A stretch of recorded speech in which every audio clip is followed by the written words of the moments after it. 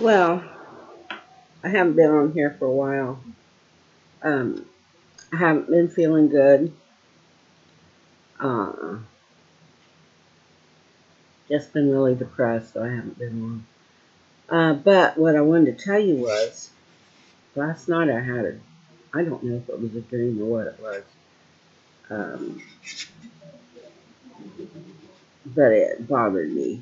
Um, uh,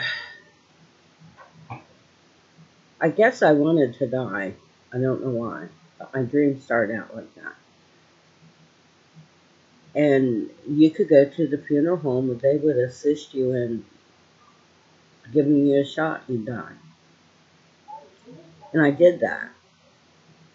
I didn't want to then after they were going to, I didn't want to, but it was too late, I guess.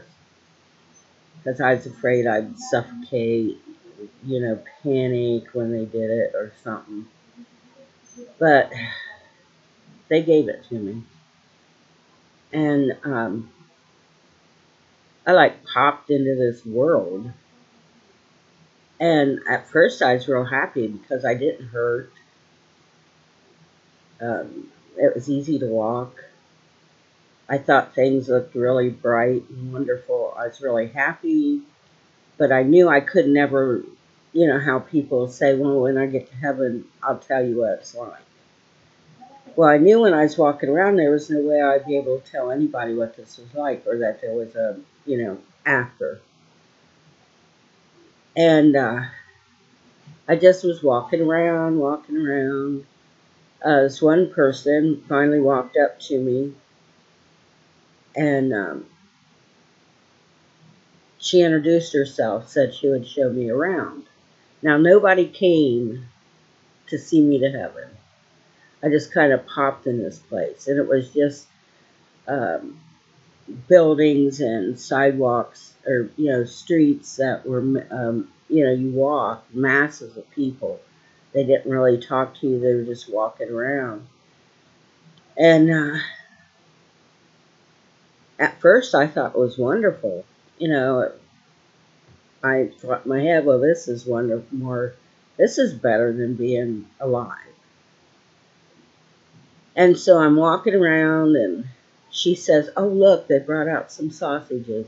Let's go up and see if we can get one before they're out.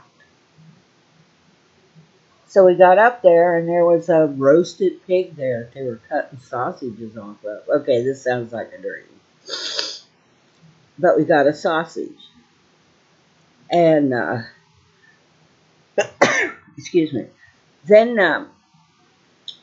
we're walking, and I don't even remember eating a sausage. I think I took a bite, but she found somebody else, and she said she had to take us to this like convention center. And in there, they would give us, get this, a bra, and they would give us some money. Well, her and this other girl, they started walking real fast, and I lost them. So I'm just like wandering around, see mazes of buildings and stuff, and I go down to this other place. I went to the bathroom and I took a bath. Um, Not in a bathtub. It was like this cement. Well, it was kind of like this cement thing that you just set down and just kind of wash the water up over you and stuff. And then I guess I must have took a tour. Uh, I know I went to this one place, and I went to this one place, and I was telling them I need to find this convention center. And she said, "Oh, you'll find it because there's not hardly anybody around it. It's up that way." So I started walking back up that way, and I'm walking around, and I come to, I think it was a store or something, and I found my dad in there in a wheelchair, and he was real happy, but he didn't really want to talk to me too much. And I followed him back to where he was at, because it was like just a room with a big telephone in there, and he was in a wheelchair sitting in there. And there were some papers on the floor and a child's little chair sitting there. And I went to leave, and I said, well, what's your number so I can come back? He said, oh, no, I don't know. Look out there. And I was looking around, and he said, oh, up there. And I looked by his telephone pole, and it was a capital T, small h. So I walked, and where he was at, there was big, beautiful trees and wide streets, and there was sidewalks, and I could see that convention center up the street. So I walked up to it, and I went in and sat down, and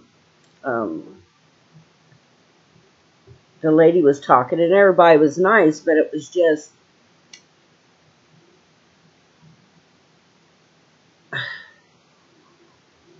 not too many people would talk to you. And she handed me this paper, but it didn't have anything really on it, just a letterhead. And of course, mind you, I didn't get a bra. That's the funniest part. And then she was just done. She never told me anything. What to do, nothing. Didn't tell me nothing. So I got up and got back out, was wandering around, and there was a store that said Gucci, and there was a grocery store, and all the young people, really, and there was nice people there. And I remember just seeing young people um, shopping, and kind of like, I don't know how to describe them.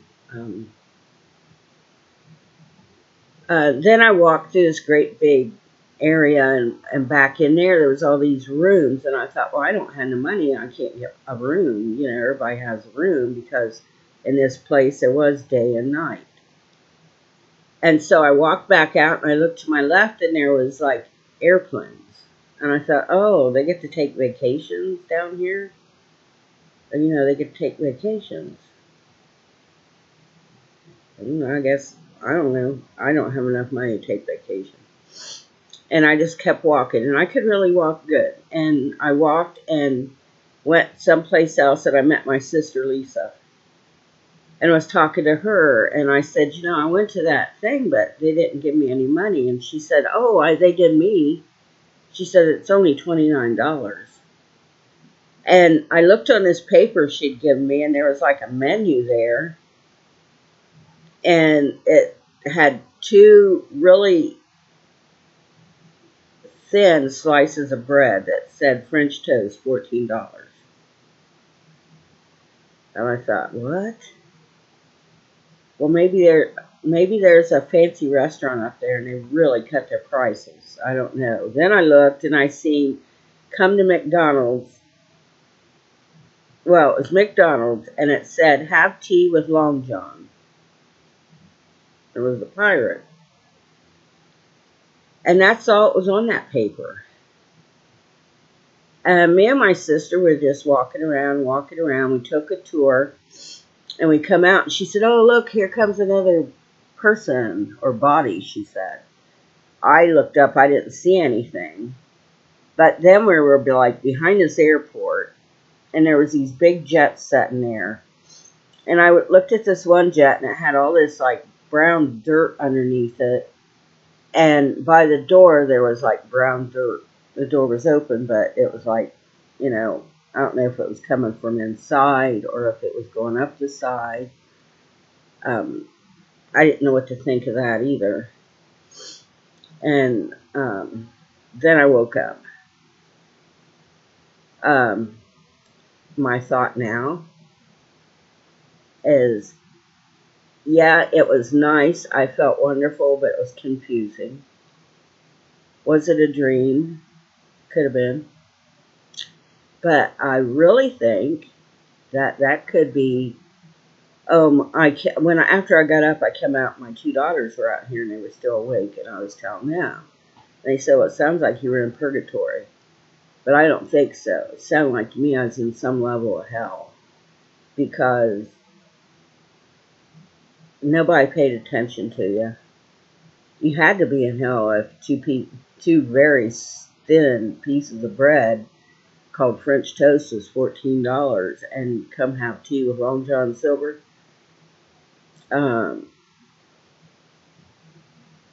they were nice people, but they only gave $29 voucher to my sister, and I didn't get any. Uh, there was a grocery store, there was a fancy store, pocketbooks and stuff like that. But the buildings, that some of the buildings you walked around were square white with a door. And some of the buildings were like office buildings, like old office buildings, like 1950s office buildings, big tree-lined streets and stuff like that. But I think it had to be some section of hell. That's what I think. So I don't know if that's a warning to me to, heck, for greed. Um, my car don't work now. I don't have money. Can't get anything I want. My refrigerator went down, and my daughter had to rent me another one. Um, I think I'm already in hell, or something pretty close to it. So, or I think I'm already getting my punishment because when I was at RN, I had everything I wanted. Really, basically, I did. If I wanted a new car, I bought it. If I wanted to go to the store, I went. If I wanted to go to Walmart or something and buy clothes, I did. If I wanted to buy stuff for my grandkids, and my kids, I did. It's just now I can't.